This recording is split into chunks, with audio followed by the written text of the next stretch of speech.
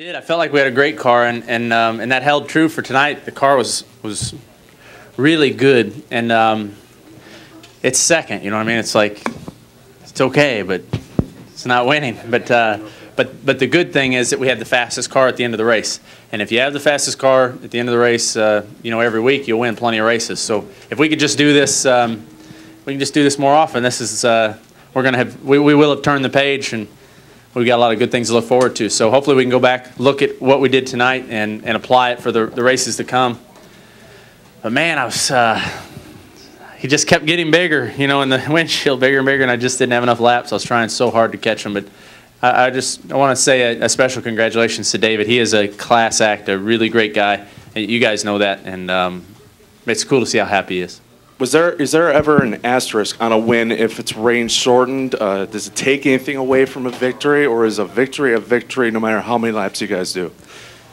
I know for him, you know, just speaking with him, he has said that there was an asterisk next to that win because of the range shortened event.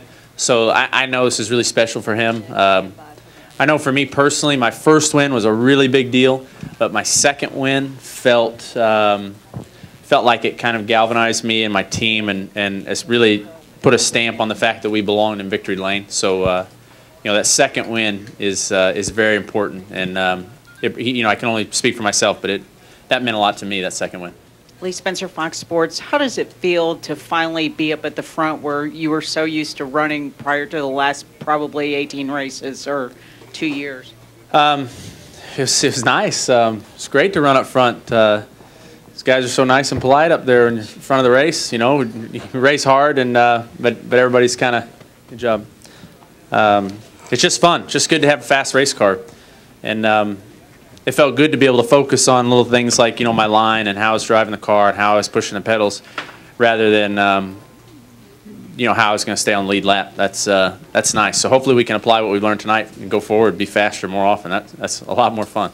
Carl, is this a quantum leap tonight, or is this a steady evolution with the car, or where do you go from here? We're definitely on the event horizon. You know, we haven't quite crossed over, but we are. I know we can run that well. We've done it, and we did it tonight. We just have to figure out how to do that every week, and I hope this is something that we can go back, talk about on Monday, figure out why our car was so much different this week than it was. You know, that it has been, and maybe apply it. We've got some mile and a halves and tracks like this coming up, you know, the rest of the season that are going to be really important tracks. So yeah, I hope so. Carl, not to rain a little on your parade, but Greg had an engine problem. Were you running the same equipment, and you know, are you concerned about that for the Brickyard? I'm not sure. I'm not sure what broke, and I'm not sure what the differences were in our engines. So Jack Roush did come by and tell me, hey, we'll have to, you know, Greg had that failure. We're going to have to think about what we're doing going forward. So you know, Robert Yates and those guys are very smart guys, and you know, hopefully that we can keep that to a minimum, because that kind of stuff. I mean, right now we can't afford it. I've been taking for granted that our engines just run so well and they don't have any trouble. We can't have that trouble if we want to make the chase. Bob Osborne was talking about getting some help from the 9 car and using some pieces and stuff, and he said you've done it in the past and it hasn't really helped, but tonight it helped. Can you talk about just the relationship with those guys and how big it was for you tonight?